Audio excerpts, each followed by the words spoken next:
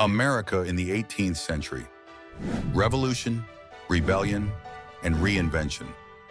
What if I told you that smartphones existed in the 18th century? I'm not talking about iPhones, but rather a revolution in communication and connection that was just as world-changing for its time. In colonial America, ideas spread through pamphlets and town squares instead of social media, yet they moved fast enough to topple an empire. Welcome to the 18th century America, where powdered wigs were trending, tea became a political statement, and a revolutionary idea sparked a nation. Today, we're diving into the fascinating contradictions of this pivotal century, a time when cries for liberty echoed through colonies built on slavery, when Enlightenment philosophy flourished alongside religious revival, and when ordinary people changed the course of history. Political transformations. Imagine waking up one morning to discover that a government thousands of miles away has decided to raise your taxes again. No representatives to argue your case, no way to appeal. This was everyday life for American colonists under British rule. After the French and Indian War ended in 1763, Britain was broke, exhausted, and looking to its American colonies to foot the bill. The Stamp Act of 1765 required colonists to purchase special stamped paper for newspapers, legal documents, and even playing cards. Colonial reactions? Let's just say they weren't sending thank you notes to King George. Boycotts, protests, and fiery pamphlets started circulating.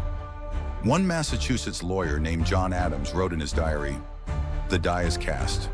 The people have passed the river and cut away the bridge." But here's what makes this story fascinating. These weren't anarchists or radicals. Most colonists considered themselves proud Englishmen and women fighting for their rights as British subjects. They weren't seeking revolution, at least not yet. Economic entanglements. Now, let's talk shopping, 18th century style. The British Empire operated under mercantilism. Think of it as a giant family business, where colonies existed mainly to enrich the mother country. Raw materials flowed from America to Britain, and manufactured goods came back with hefty markups. But remember those resourceful colonists? They weren't exactly following all the rules. Smuggling became an art form, especially in port cities like Boston and Charleston. Meanwhile, something remarkable was happening in colonial homes. A consumer revolution swept through America as middle-class families began purchasing imported goods, previously available only to the wealthy. Suddenly, the local merchant's wife might serve tea in fashionable china cups, wearing imported fabric, mimicking the lifestyle of English gentry. But this consumer revolution came with devastating human costs. The plantation economies of the South, producing cash crops like tobacco and rice for export, became increasingly dependent on enslaved labor. By 1770, these exports represented more than 60% of colonial exports, an economy built on human suffering. Social complexities. Speaking of contradictions, this was an era where Enlightenment philosophers championed human liberty, while approximately 300,000 enslaved Africans were forcibly transported to North America. Life aboard slave ships was horrific, with mortality rates exceeding 15% during the Atlantic crossing. Yet amidst this brutality, resistance never ceased. Enslaved people maintained cultural traditions, created new art forms, preserved religious practices, and sometimes staged outright rebellions. Indigenous communities faced their own struggles as colonial expansion threatened their territories. The Royal Proclamation of 1763 attempted to limit westward settlement beyond the Appalachian Mountains, a policy that infuriated land-hungry colonists but provided temporary protection for native lands. Many indigenous nations used diplomatic skill to navigate between competing European powers, trading for metal tools and weapons while working to maintain their sovereignty. Cultural and intellectual ferment. The 18th century wasn't just about politics and economics, it was also a time of spiritual and intellectual awakening. Have you ever been to a concert where the energy of the crowd was so electric you could feel it?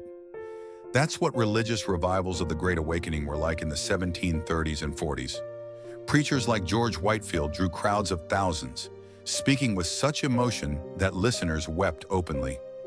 These revivals emphasized personal religious experience over hierarchy and tradition, ideas that would later fuel revolutionary sentiment. Meanwhile, in colonial libraries and coffee houses, Enlightenment ideas were spreading like wildfire.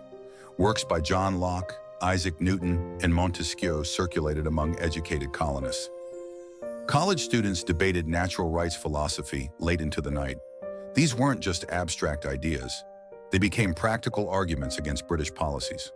When James Otis argued against arbitrary search warrants in 1761, he cited Locke's theories on natural rights. When Thomas Jefferson drafted the Declaration of Independence, he wove Enlightenment principles into America's founding document. The story of the 18th century America is one of beautiful contradictions and unfinished business. A fight for liberty that didn't extend liberty to all. Revolutionary ideas taking root in traditional societies. Consumer comforts built on exploitation. These tensions wouldn't be resolved in the 18th century, and some remain with us today. But perhaps that's what makes this period so captivating and relevant. The founding generation didn't create a perfect nation, but they created a nation that could be improved, that could grow, that could, at its best, keep reaching toward those revolutionary ideals of liberty and equality. What would the founders think of America today? Would they recognize the nation they helped create? And more importantly, what can we learn from their struggles, their compromises, and their courage to imagine something new? The American experiment continues, and we're all part of writing its next chapter. If you enjoyed this exploration of 18th century America, hit subscribe for more journeys through history. And let me know in the comments, what other historical periods or questions would you like us to explore together? Thanks for watching.